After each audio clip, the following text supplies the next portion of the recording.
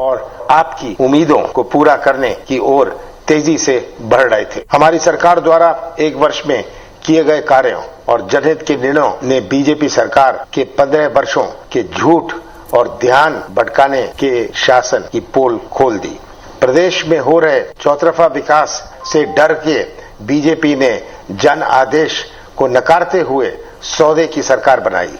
विपक्ष के सौदे की राजनीति का संज्ञान मुझे था। मेरे पास उस समय 2 विकल्प थे। पहला विकल्प था कि मैं भी सौदेबाजी करूं और एक खरीदी हुई सरकार बनाऊं, या फिर मैं लोकतंत्र और संविधान के सम्मान को बचाऊं और संविधान की भावनाओं के अनुरूप कार्य करूं। मैंने दूसरा विकल्प चुना और 20 मार्च 2020 को मुख्यमंत्री के पद से इस्तीफा देकर लोकतंत्र की लाज को बचाया। वही विपक्ष ने मध्य प्रदेश के माथे पर कलंक लगाते हुए सौदे की सरकार बनाई और संविधान की आत्मा को मारने का कार्य किया। हमने सौदेबाजी नहीं की और इस्तीफा देकर लोकतंत्र के सम्मान को बचाए रखा। आज उस घटना का 1 वर्ष पूर्ण हुआ है। हम सभी के लिए ये गौरव का विषय है कि हमने लोकतंत्र के सम्मान को जीवित रखा। आज का दिवस लोकतंत्र के सम्मान का दिवस है। मैं मध्य प्रदेश के प्यारे भाइयों और बहनों को लोकतंत्र सम्मान दिवस की शुभकामनाएं और बधाई देता हूं। साथियों, भारत की आजादी की लड़ाई महात्मा गांधी, बाबा साहब अंबेडकर और अनेक आजादी के दीवानों ने लड़ी थी। आजादी के सही मायने जानने वाली पार्टी कांग्रेस पार्टी ही है, क्योंकि कांग्रेस ने आजादी की लड़ाई लड़ी है। साथियों, लोकतंत्र में जनता जब तक अपनी सरकार चुनेगी तब तक लोकतंत्र जीवित रहेगा। मध्य प्रदेश की ये सरकार जनता के द्वारा चुनी हुई सरकार नहीं है और इसलिए आज प्रदेश का प्रत्येक वर्ग, चाहे वो किसान हो या युवा, महिलाएं हो या कर्मचारी, मजदूर और व्यापारी, सभी पीड़ित हैं। मैं अनुरोध करता हूं कि आइए हम सब एकजुट होकर इस सरकार के दमन का विरोध करें और सोती सरकार को जगाएं। मैं मध्य प्रदेश की जनता को आज इस अवसर पर वचन देता हूं कि कांग्रेस पार्टी सदैव आपके साथ खड़ी रहेगी।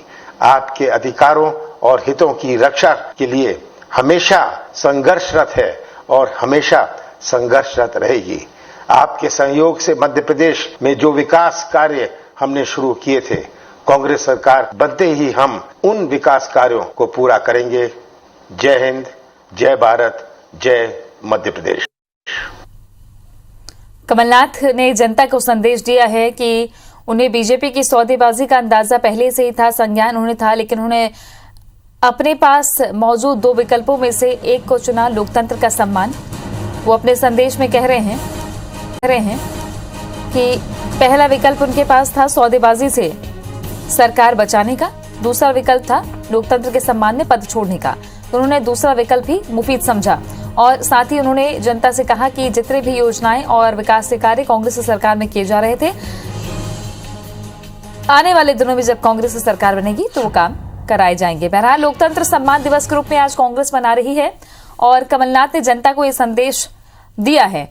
इसके अलावा और क्या कार्यक्रम कांग्रेस के रह सकते हैं, आज विवेक पटैया हमारे सहयोगी बताएंगे, जुड़े हुए हमारे साथ में। विवेक, कमलनाथ ने जनता को संदेश दिया, वही बातें जो लगातार कांग्रेस कहती आ रही है, एक बार फिर 1 साल पूरे होने पर कमलनाथ ने उन्हीं बातों को दोहराया है।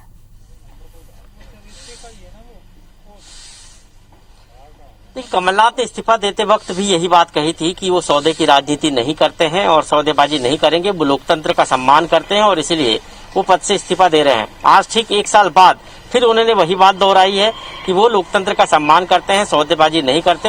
यदि वो चाहते तो वो भी करते, लेकिन वो लोकतंत्र का सम्मान करते हुए सौदेबाजी की राजनीति नहीं करते हैं और यही संदेश आज उन्होंने प्रदेश की जनता के नाम किया है। सबसे बड़ी बात है कि 1 साल पूरे होने पर सियासत भी तेज हो गई है। आज लंच होने वाला है सीएम हाउस में ज्योतिरादित्य सिंधिया और शिवराज सिंह चौहान का।